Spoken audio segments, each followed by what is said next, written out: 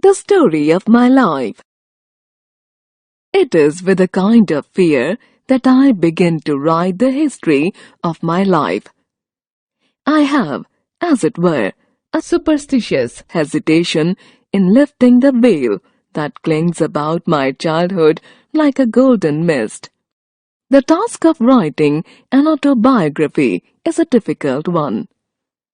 When I try to classify my earliest impressions, I find that fact and fancy look alike across the years that link the past with the present. Besides, many of the joys and sorrows of childhood have lost their poignancy, and many incidents of vital importance in my early education have been forgotten in the excitement of great discoveries. In order, therefore, not to be tedious, I shall try to present in a series of sketches only the episodes that seem to me to be the most interesting and important. I was born on June 27, 1880, in Tuscumbia, a little town of northern Alabama. My grandfather, Caspar Keller's son, entered large tracts of land in Alabama and finally settled there. I have been told that once a year he went from Tuscumbia to Philadelphia on horseback to purchase supplies for the plantation.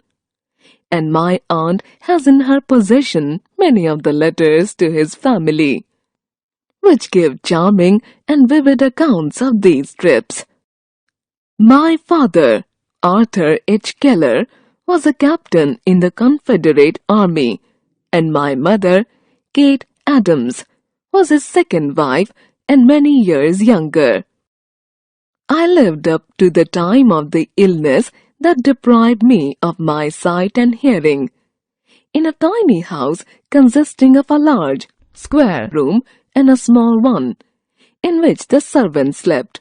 It is a custom in the South to build a small house near the homestead as an annex to be used on occasion. It was completely covered with vines, climbing roses, and honeysuckles. From the garden, it looked like an arbor. The little porch was hidden from view by a screen of yellow roses and southern smilax. It was the favorite haunt of hummingbirds and bees. The Keller homestead, where the family lived, was a few steps from our little rose bower.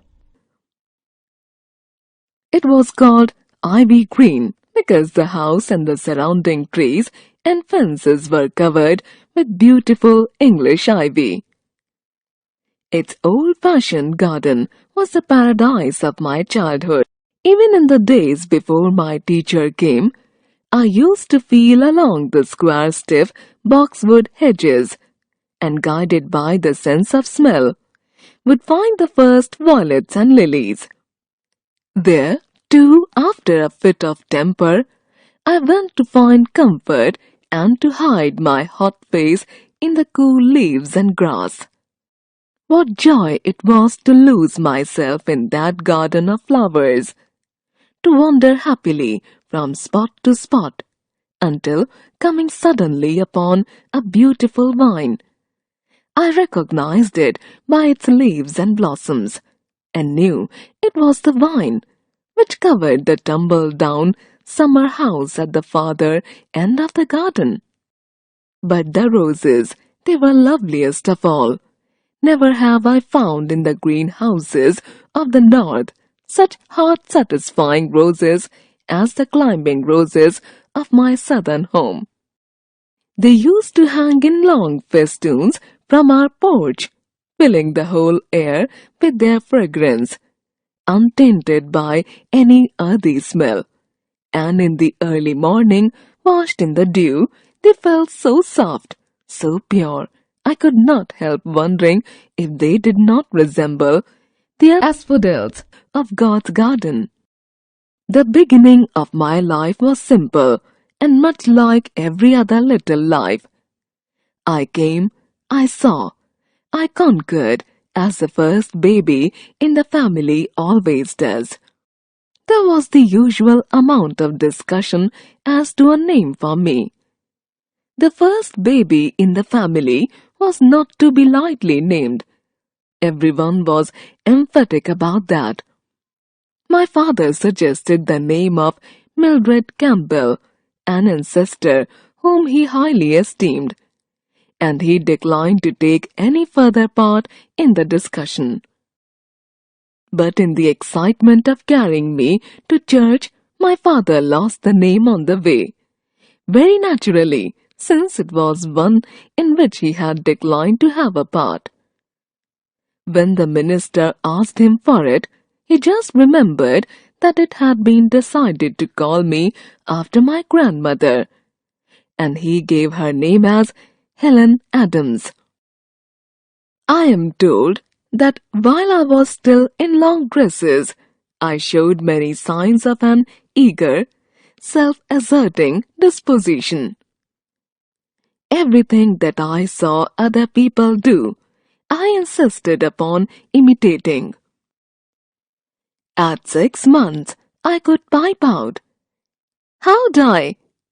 And one day, I attracted everyone's attention by saying, "Tea, tea, tea," quite plainly. Even after my illness, I remembered one of the words I had learned in these early months.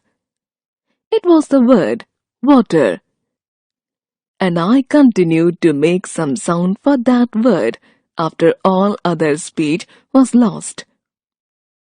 I ceased making the sound, wah, wah, only when I learned to spell the word. They tell me I walked the day I was a year old. My mother had just taken me out of the bathtub and was holding me in her lap, when I was suddenly attracted by the flickering shadows of leaves that danced in the sunlight on the smooth floor.